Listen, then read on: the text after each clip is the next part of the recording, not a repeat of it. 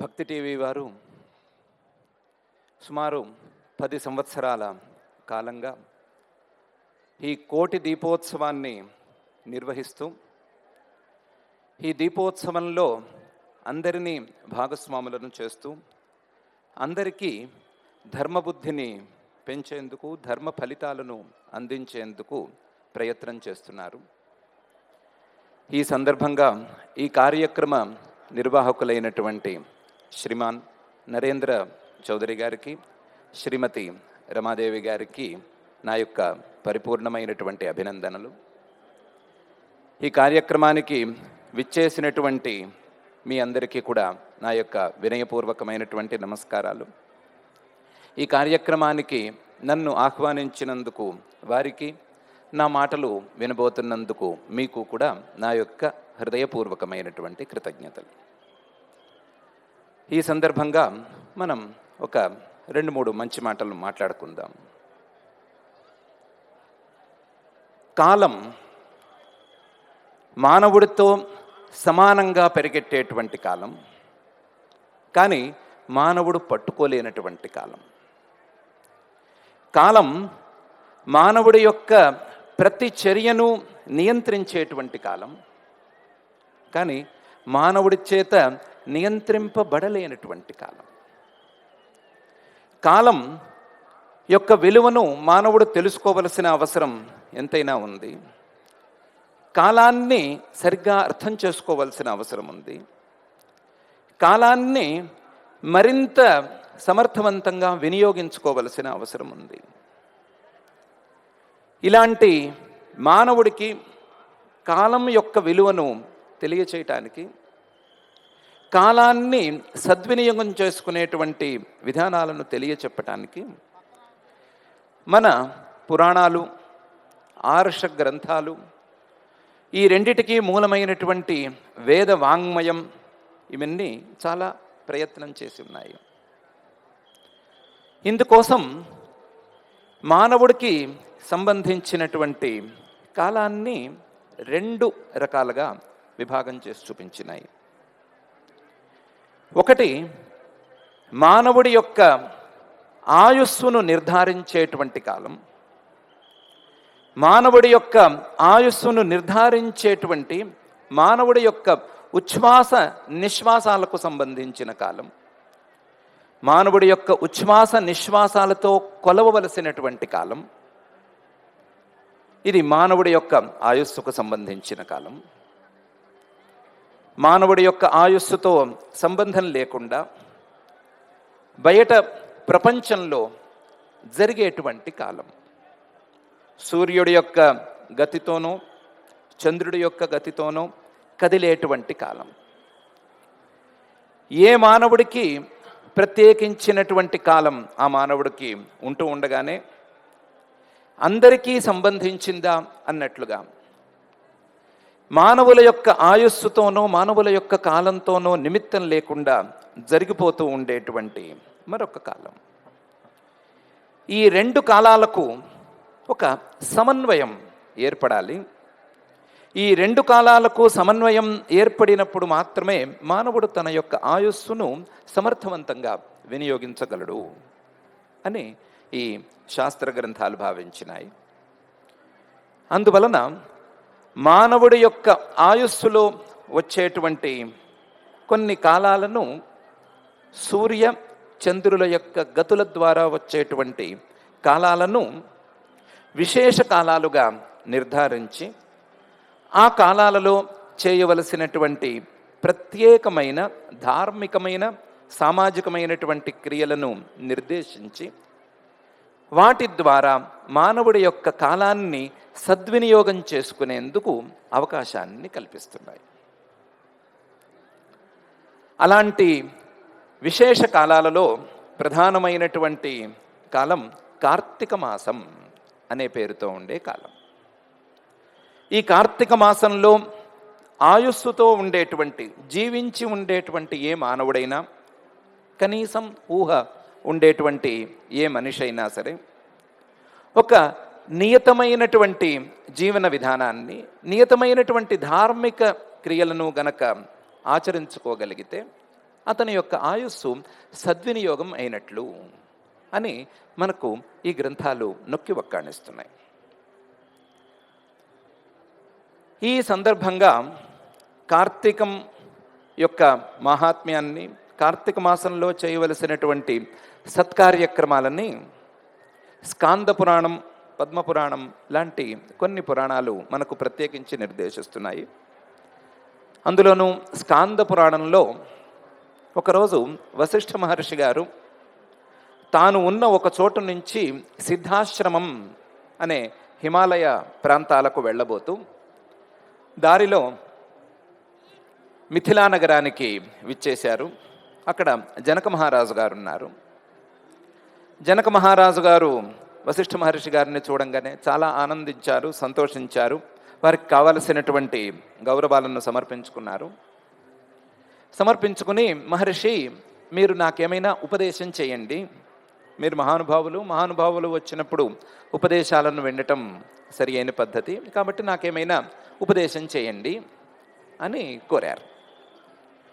కోరితే వశిష్ఠ మహర్షి గారు, నాయన మంచి ప్రశ్న వేశావు, నీకే కాదు నీ రాజ్యంలో ప్రజలకే కాదు ఎవరికైనా సరే మంచి ఉపదేశం నేను చేయబోతున్నాను. ఇది కార్తీక మాసం అని పిలువబడేటువంటి కాలం. సూర్యుడు తులారాశిలో ఉండేటువంటి కాలం. చంద్రుడు పూర్ణిమలో ఇటు కృత్తికా నక్షత్రం కానీ లేదా ముందు వెనక నక్షత్రాలలోనూ కానీ ఉండేటువంటి కాలం. ఇది చాలా పవిత్రమైనటువంటి కాలం. ఈ కాలాన్ని మానవులందరూ సద్వినియోగపరచుకోవాలి. సద్వినియోగపరచుకోవటం అంటే ఒక పెద్ద పనేమీ కాదు. కాస్తంత సూర్యోదయానికి ముందే లేవాలి, సూర్యోదయానికి ముందే స్నానం చేసుకోవాలి, స్నానం చేసి దేవుడికి కాస్త పూజ చేసుకోవాలి, వారికి విహితమైనటువంటి సత్కర్మలన్నిటినీ చేసుకోవాలి. చేసుకుని శక్తి ఉంటే ఉపవాసం ఉండవచ్చు, శక్తి లేకపోతే ఎవరితోనైనా అతిథులతోనో లేదా ఇష్టమైనటువంటి బంధువులతోనో కలిసి భోజనం చేయవచ్చు. శక్తి ఉంటే ఏకభుక్తం అంటే మధ్యాహ్నం పూట భోజనం చేసి రాత్రిపూట భోజనం చేయకుండా ఉండవచ్చు. ఇంకొంచెం శక్తి ఉంటే పగలంతా భోజనం చేయకుండా రాత్రికి నక్తం అనేటువంటి వ్రతం చేసుకోవచ్చు. ఇలా శక్తి కొలది ఆహార నియమాలను పాటించుకోవచ్చు. ఆహార నియమాలను పాటించుకుంటూ వారు చేసుకునేటువంటి పనులేవో వారు చేసుకోవచ్చు. చేసుకుని సాయంకాల సమయానికి, సరిగ్గా సాయంకాలం అయ్యేటువంటి సమయానికి దేవుడి ముందు, ఇంట్లో దేవుడి ముందు కానీ లేదా దేవాలయం లాంటి పవిత్రమైన ప్రాంతాల్లో కానీ ఒకరు కానీ 10 మంది కూడి కానీ అందరూ కూడి కానీ దీపాలను వెలిగించుకోవచ్చు. అలా దీపాలను వెలిగించుకోవటం ద్వారా ఇలాంటి చిన్న చిన్న మంచి కర్మల ద్వారా మానవుడు చాలా మంచి ఫలితాలను అందుకోగలుగుతాడు. తాను చేసుకున్నటువంటి అనేక జన్మల పాపాలను పోగొట్టుకోగలుగుతాడు. ఎన్నెన్నో పొందవలసినటువంటి మంచి ఫలితాలను అందుకోగలుగుతాడు అని చెప్పారు. చెప్పి ఇలాంటి సత్కర్మలు చేసుకోవటం ద్వారా, కార్తీక మాసాన్ని సద్వినియోగం చేసుకోవటం ద్వారా మంచి సిద్ధిని అందుకున్నటువంటి మహానుభావుల వృత్తాంతాలను కొన్నిటిని చెప్పారు. చెప్తే జనక మహారాజు గారు అడిగారు, అయ్యా మీరు ఎన్నెన్నో చెప్తున్నారు, ఇలాంటివి ఎన్నెన్నో విశేషాలు చెప్తున్నారు, ఒక్కొక్క మాసానికి సంబంధించి ఒక్కొక్కటి చెప్తున్నారు, చిన్న చిన్న సత్కర్మలు అని అంటున్నారు. చిన్న చిన్న సత్కర్మలలో ఒక చిన్న దీపం పెట్టడం ద్వారా లేదా దేవుడి ముందు దీపాలను వెలిగించడం ద్వారా 10 మంది కలిసి ఒక చోట చేరి దీపోత్సవాన్ని నిర్వహించుకోవటం ద్వారా జన్మజన్మలు చేసుకున్నటువంటి పాపాలు పోతాయి అంటున్నారే, అది ఎలా వీలవుతుంది? జన్మలలో చేసుకున్న పాపాలు కొండల్లా పేరుకుని ఉన్నాయి కదా, ఆ కొండల్లా పేరుకున్నటువంటి పాపాలు ఎలా తొలగిపోతాయి? ఇంత సులభంగా ఎలా పోతాయి? ఇవి ఒక చిన్నపాటి దీపం పెట్టడం ద్వారా ఎలా పోతాయి?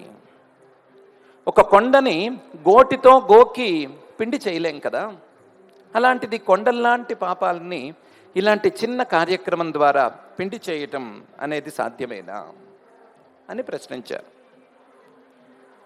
దానికి వశిష్ఠ మహర్షి గారు సమాధానం చెప్పారు, ఇలా దీన్ని అర్థం చేసుకోకూడదు. ధర్మాన్ని అర్థం చేసుకునేటప్పుడు లాజిక్ని ఎక్కువగా అప్లై చేయకూడదు. ఆ లాజిక్ ఎటైనా పోవచ్చు. ఒక చిన్న దీపం పెట్టడం ద్వారా జన్మజన్మల పాపం పోతోంది అని అంటే కొంచెం ఇబ్బందిగా ఉన్నట్టు అనిపిస్తోంది కదా. కానీ ఇల్లంతా పేరుకుని ఉండేటువంటి చీకటిని ఈ చిన్న దీపం తొలగిస్తోంది కదా. దీపం పెట్టకముందు, దీపం వెలిగించకముందు ఇల్లంతా చీకటి ఉంది. చీకటి కొండంత చీకటి, కొండంత చీకటి ఈ చిన్న దీపానికి పోవటం లేదా? అలాగే ఈ కొండంత పాపం, కొండలుగా పేరుకున్నటువంటి పాపం చిన్న దీపానికి పోతుంది, తొలగిపోతుంది, ఇబ్బంది ఏమీ లేదు. ధర్మాన్ని అర్థం చేసుకునేటప్పుడు ఈ విధంగా అర్థం చేసుకోకూడదు. ధర్మాన్ని అర్థం చేసుకునేటువంటి విధానాలు వేరుగా ఉన్నాయి. ధర్మాలు సాత్వికమైన ధర్మాలు, రాజసమైన ధర్మాలు, తామసమైన ధర్మాలు అని మూడుగా ఉంటాయి. ధర్మాలని అర్థం చేసుకునేటప్పుడు సత్వం, రజస్సు, తమస్సు అనే 3 గుణాలతో కొలిచి చూసుకోవాలే తప్ప వేరువేరు పరిణామాలతో ధర్మాన్ని కొలిచి చూసుకోవటం అసంభవం. నేను నీకు చెప్పినటువంటి ధర్మం సాత్వికమైన ధర్మం. సాత్వికమైనటువంటి ధర్మం ఎంత సూక్ష్మంగా ఉన్నా, ఎంత చిన్నగా ఉన్నా సరే, కాలం గనక తోడైతే ఫలితాన్ని అనంతంగా ఇస్తుంది, ఫలితాన్ని చాలా ఎక్కువగా ఇస్తుంది. కాబట్టి సాత్వికమైనటువంటి ధర్మం విషయంలో సందేహాలకు లోను కాకూడదు. సాత్వికమైనటువంటి ధర్మాన్ని శ్రద్ధతో గనక ఆచరించినట్లయితే, ఆ శ్రద్ధకు కాలం కూడా కలిసి వచ్చినట్లయితే అనంతమైనటువంటి ఫలితాలు కలిగేందుకు అవకాశం ఉంది. ఆ అనంతమైనటువంటి ఫలితం జన్మ జన్మలుగా పేర్చుకున్నటువంటి పాపపులు కొండలు పోవటం అనే తీరులోనూ ఉంటుంది. కొత్తగా రావలసినటువంటి సత్ఫలితాలన్నీ అందటం అనేటువంటి తీరులోనూ ఉంటుంది. ఆ సత్ఫలితాలు ఎంత దూరం వెళ్ళాలో, మానవుడు అందుకోవలసినటువంటి చివరి ఫలితం ఎంత దాకా ఉంటుందో అంతదాకా కూడా ఈ ఫలితాల యొక్క వ్యాప్తి ఉంటుంది.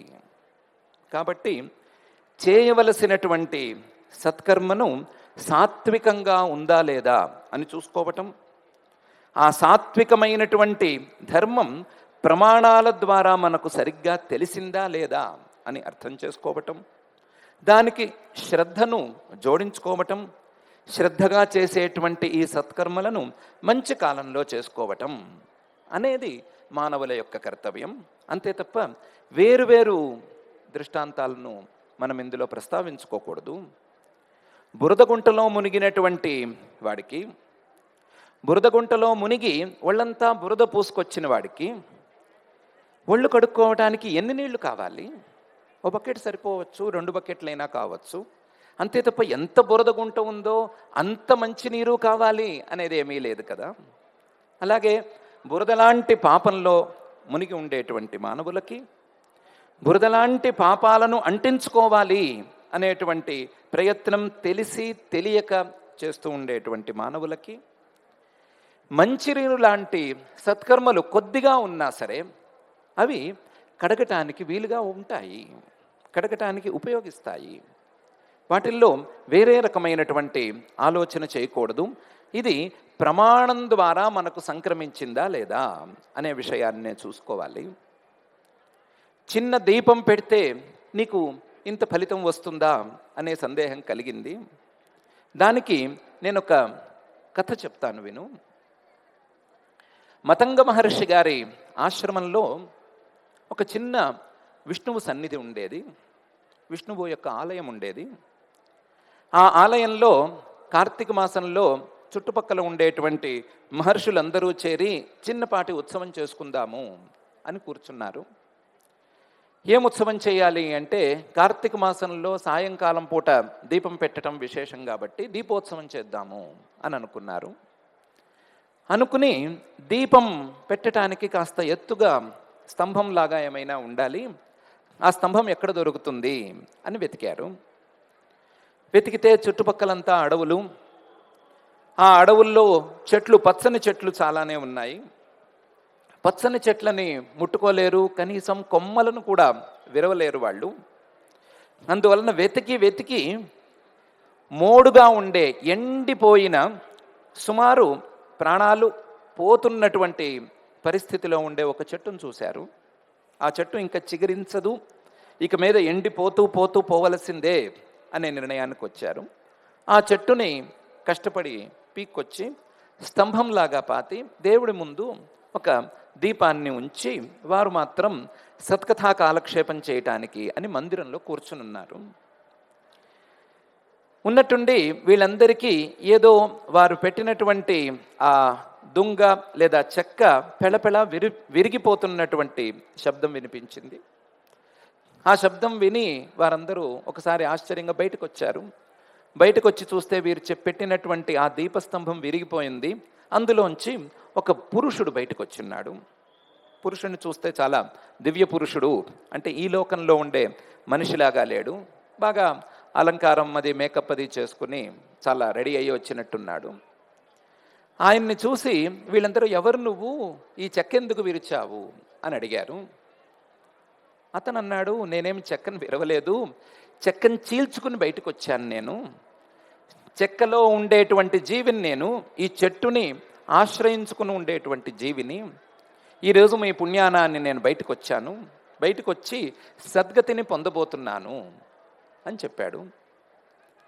దాంతో మహర్షులందరూ, నువ్వెవరివి, నీ కథలేంటి అని చెప్పమన్నారు.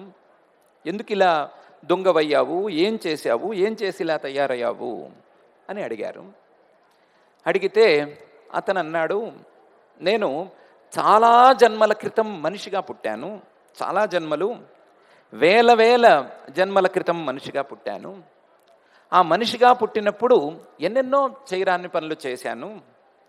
వాటన్నిటిని గురించి లిస్ట్ మీకు ఇవ్వలేను, టైం సరిపోదు, ఛానల్ వాళ్ళు కూడా ఒప్పుకోరు ఇంతంతసేపు చెప్తేను. అందుకని మీకు సంగ్రహంగా చెప్తాను. నేను ఎవ్వరికీ ఉపకారం చేయలేదు, అందరి ఉపకారాలను మాత్రం తినేశాను. సాధ్యమైనంత మేర అపకారం వరకు చేశాను. దానివల్ల నేను ఎన్ని వేల జన్మలు, ఎన్నెన్ని జన్మలు ఎత్తానో తెలియదు, ఎన్నిసార్లు నరకాలకు వెళ్ళానో తెలియదు. నరకానికి వెళ్ళిన ప్రతిసారి ఆ నరకంలో వాళ్ళు ఒకటే మాట అంటూ వస్తున్నారు, అది మనిషిగా పుట్టి కూడా వీడు ఇలా వచ్చాడు, మనిషిగా పుట్టి కూడా ఇక్కడికి వచ్చాడు అంటూ వస్తున్నారు. అదొక్కటే వినిపించింది. ఎన్నో జన్మల తర్వాత ఈ చెట్టు జన్మ వచ్చింది, ఈ చెట్టు జన్మ కూడా పూర్తయిపోతోంది అనుకునే సమయంలో మీరు వచ్చి దీన్ని పెకిలించారు, పెకిలించి దేవుడి ముందు పెట్టారు, పెట్టి దీని మీద దీపం పెట్టారు, నా మీద దీపం పెట్టారు. ఈ దీపం పెట్టిన తర్వాత నాకు ఇలాంటి ఫలితం వచ్చింది, నేను ఇలా బయటకు వచ్చాను అని చెప్పాడు. అప్పుడు మహర్షులు అన్నారు, నీ సమస్త పాపాలు ఈ దీప స్పర్శతో తొలగిపోయినాయి.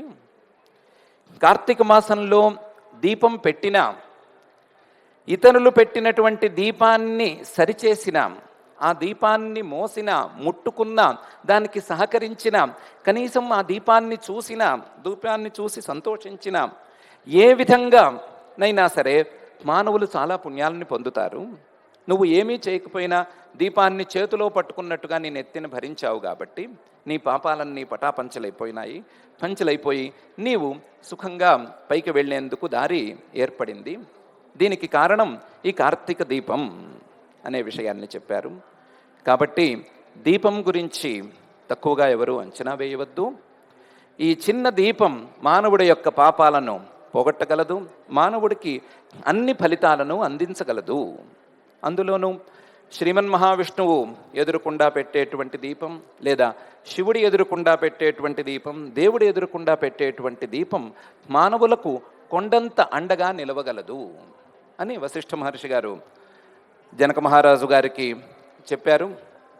ఈరోజు మన అదృష్టం కొద్దీ మనం ఎక్కడికో వెళ్ళి విష్ణువాలయం ఎక్కడుంది, ఆయన ముందు దీపం పెట్టాలా అనేటువంటి ప్రయత్నమే చేయనక్కర్లేకుండా భక్తి టీవీ వారు చేసినటువంటి ఏర్పాట్ల ప్రకారం శ్రీవారే సాక్షాత్తుగా మన ముందుకు దయచేశారు. వారి ముందు మనం ఈ దీపం పెట్టుకుని, ఈ దీపాలను పెట్టుకుని, ఈ కోటి దీపాలను పెట్టుకుని మనం ఎన్నెన్నో జన్మలలో చేసుకున్నటువంటి పాపాలను పటాపంచలు చేసుకునేందుకు అవకాశాన్ని పొంది ఉన్నాము.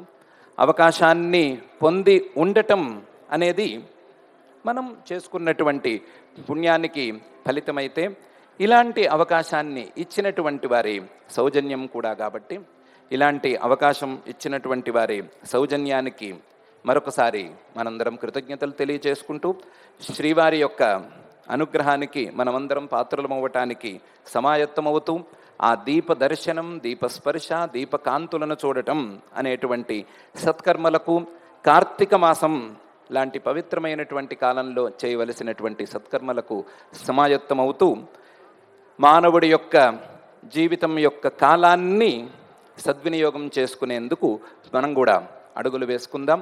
ఈ 2 మాటలతో నేను నా యొక్క మాటలను ఉపసంహరించుకుంటున్నాను. ఈనాటి కోటి దీపోత్సవంలో చక్కటి ప్రవచనామృతాన్ని అందించినటువంటి శ్రీ కుప్పా విశ్వనాథ శర్మ గారికి మీ అందరి తరపున ధన్యవాదాలు తెలియజేసుకుంటున్నాం. వినా వెంకటేశం ననాథో ననాథః, సదా వెంకటేశం స్మరామి స్మరామి.